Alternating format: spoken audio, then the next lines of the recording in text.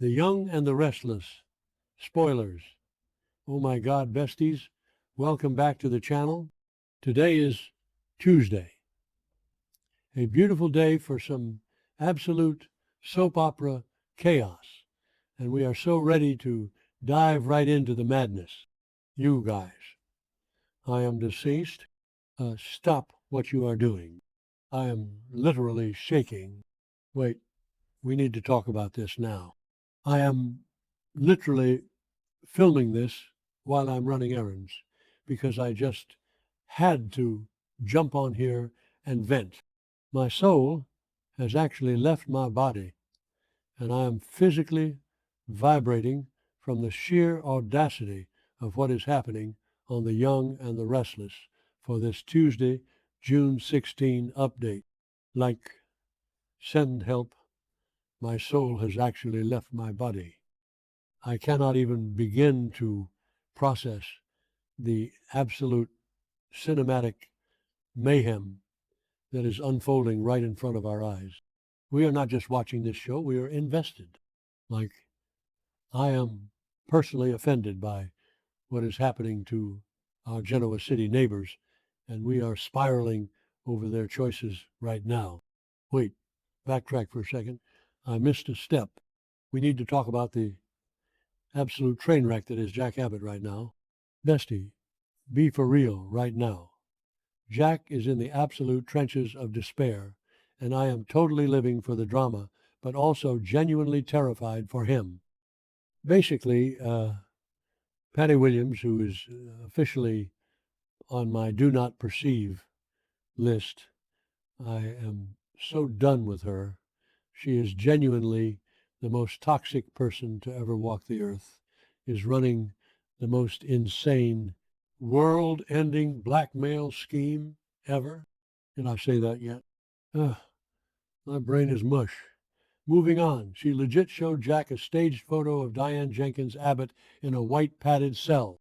And don't even get me started on the vibes of that photo. It was giving straight up psychological horror movie. Patty is demanding that Jack sleep with her to get Diane back, trying to recreate their cursed yacht magic, which is honestly so unhinged. Jack is legit panicking, and he knows Patty is lying through her teeth about Diane being in a legitimate mental health facility. Oh, hold on. I should have mentioned this earlier, but Jack is not playing around anymore. He is assembling the Abbott Avengers because he is acting out of pure, unadulterated desperation. In the Tuesday episode, Jack straight up calls an emergency family meeting, pulling Tracy Abbott and Kyle Abbott into this chaotic war room to figure out a desperate plan to find Diane before it's too late. Kyle has been so incredibly naive, who genuinely, thinking his mom just ran off or ghosted them to play the happy wife from a distance, but Jack is finally laying down the law.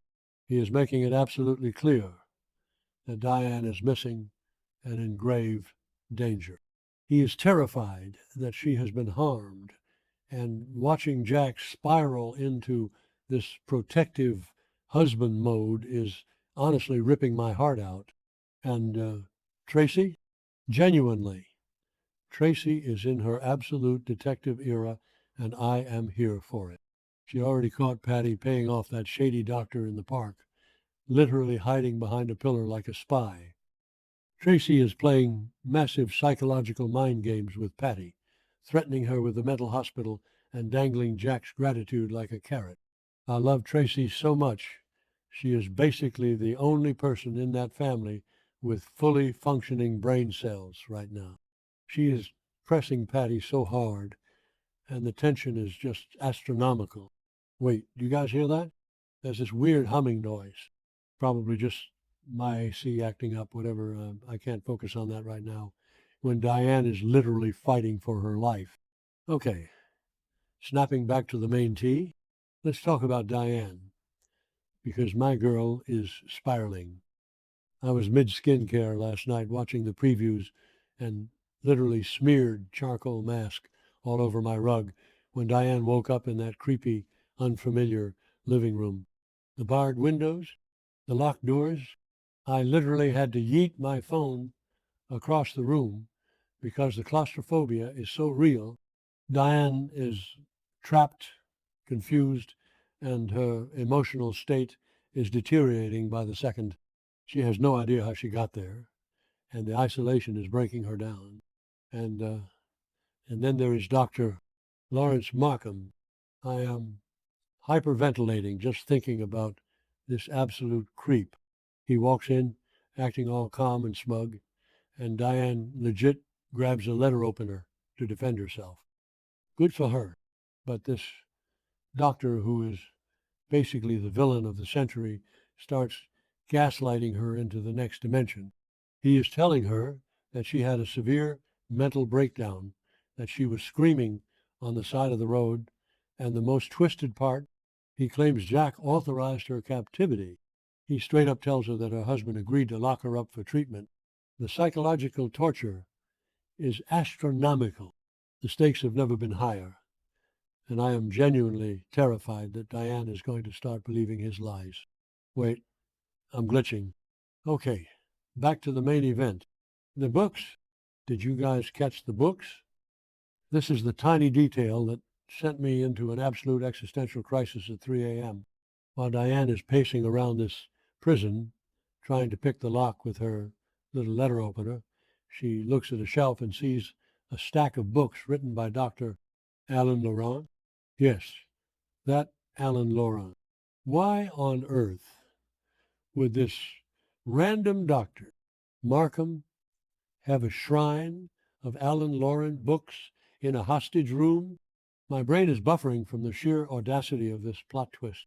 It's giving major, the call is coming from inside the house, energy, and I am losing my mind over the implications, which brings me to the most unhinged prophecy I have ever manifested. I'm calling it right now. The villain arc is about to go nuclear. What if Dr. Lawrence Markham is actually Martin Laurent? Think about it, besties. Martin has been missing, supposedly evaluated after his reign of terror, where he trapped people in that horrific clinic. Patty Williams has a legendary history of using plastic surgery to steal identities. Hello? Remember her Emily Peterson era? What if Patty met Martin in whatever shadowy mental health facility they were both lurking in? They trauma bonded over their mutual hatred for the Abbotts and Newmans, and she helped him get a completely new face. If Markham is Martin in disguise, then Diane is locked in a house with a literal psychopath. I cannot even process the gravity of these events. Diane is already on the edge, completely disoriented and terrified. If she is stuck with Martin Laurent, a man who knows exactly how to break a human mind, she is not going to survive this with her sanity intact. Markham is pushing this dangerous narrative, isolating her, making her feel like her own family abandoned her. It is a high-octane psychological masterpiece, but it is physically hurting my soul to watch. I am clutching my chest right now. Diane has done some problematic things in the past, sure, but she does not deserve this level of cinematic mayhem. She is literally being convinced that her reality is fake, and it is so triggering. Oh, hold on. I should have mentioned this earlier, but think about how vulnerable Diane already was before she got kidnapped. She was already spiraling over Jack and Nikki Newman, spending so much time together, catching them in all these weird, intimate moments. Diane was already feeling insecure and disconnected from Jack. So when Dr.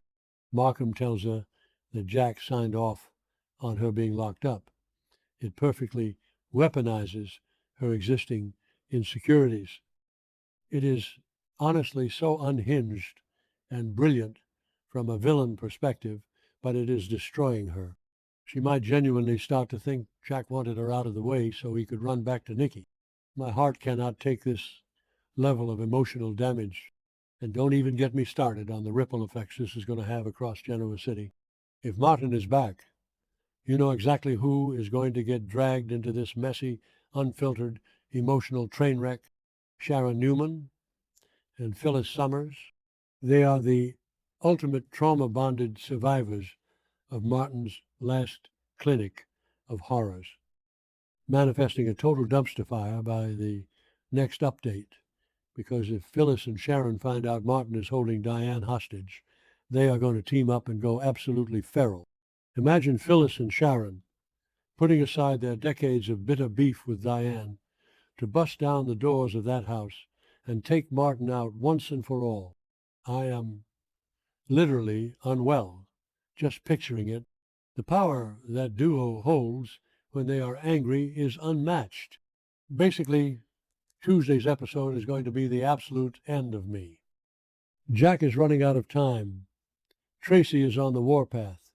Kyle is finally waking up to the danger, and Diane is trapped in a literal nightmare with a man who might be wearing a surgically altered fake face.